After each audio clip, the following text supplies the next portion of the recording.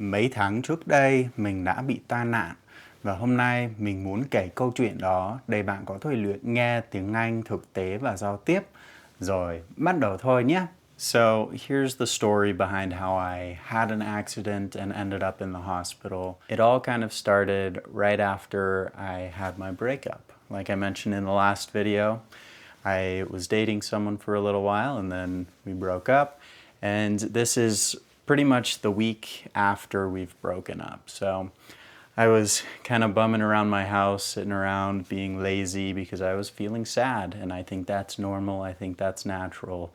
I was sitting in my basement watching TV, and I got a message from some people in my program at school, and they were saying they're looking for help. They needed some extra people to come help on set and be part of their ad. At that time, I didn't normally show up to every single one of those because I didn't have the time. But this one, I was feeling sad and I thought maybe it'd be helpful to go be around other people and do something worthwhile instead of just sitting in my basement being sad watching TV all day. So I decided to get up, I went, and they were filming a skateboarding commercial. So we were at the skate park. I drove over there. It was pretty close to my house, probably about 10 minutes away from where I live.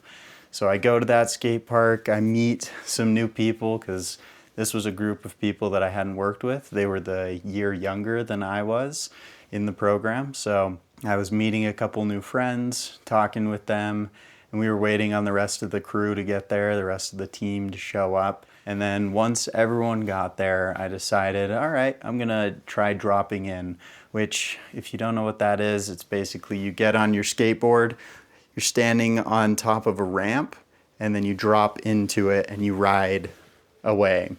So I got my skateboard out. I've skateboarded before, so this isn't like something crazy for me to do, but it's been a while. I don't skateboard very often anymore. I used to when I was younger, when I was probably about 12 to 14, I was skateboarding a lot more, but it's been probably 10 years since I really skateboarded. So this was something that I haven't done in a while, and I decided to get up, drop in.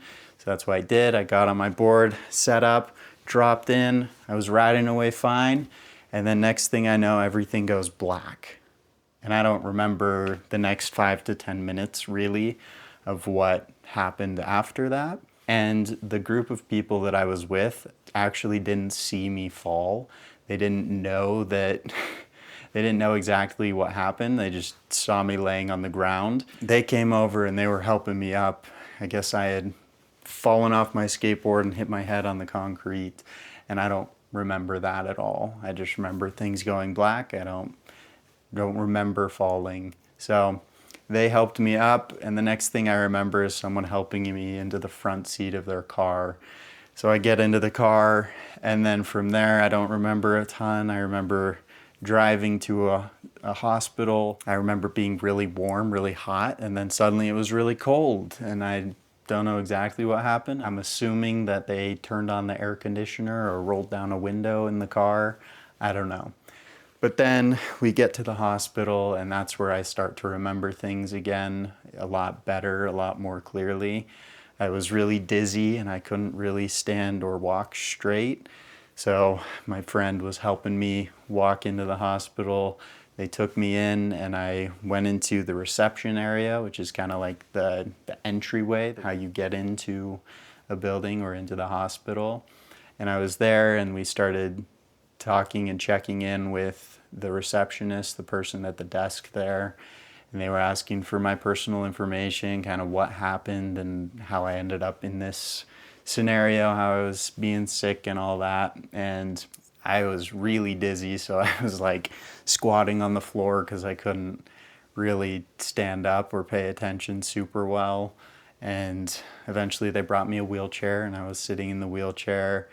Once I got checked in, they wheeled me back into one of the ER rooms, which is the emergency room. And from there, they started asking me questions and started checking on my health and trying to figure out exactly how severe or how serious my accident was. So I remember getting an IV in my arm. They have a needle with a tube that runs off of it, and they're putting in fluids and things like that. And then they also took me to a scanning machine. I don't remember exactly what the scan was. It was something. I went into a machine and they scanned my brain and all that. And after a few tests and checking with me, my parents showed up. They were there at the hospital to be with me while I was getting checked out and making sure that I was okay, which was great. I'm glad they were there. It would have been a lot more scary to be there on my own, but that's, that's what it is. But after those tests, they decided that they needed to keep me in the hospital overnight just to make sure that I was stable and that I was going to be okay. So they took me up to a different floor and got me a room, got me checked in, and I spent the night in the hospital. My parents were there for a little bit and then they went home so they could sleep, and I spent a long time in that hospital. It was very dark and kind of sad and lonely, and I didn't sleep super great.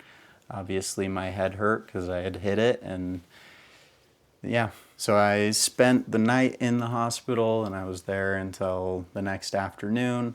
And after that, I was able to go home after they checked me and made sure I was still doing okay and I wasn't getting worse. And thankfully I was doing better. I mean, obviously I wasn't perfect, but I was good enough to go home. So my parents took me home, and then I spent the next 2 to 3 weeks kind of just in bed, resting and recovering.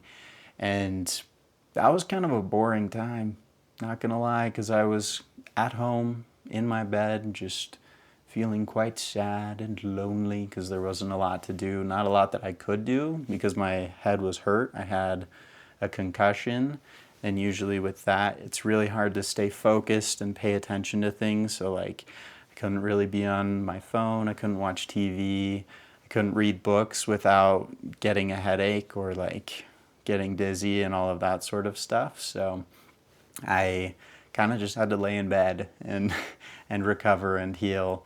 And to make this a little more interesting, it happened right during the last 2 weeks of school. So I was missing my last week of college, and then that's when graduation was happening, was the next week, and it was kind of a lot.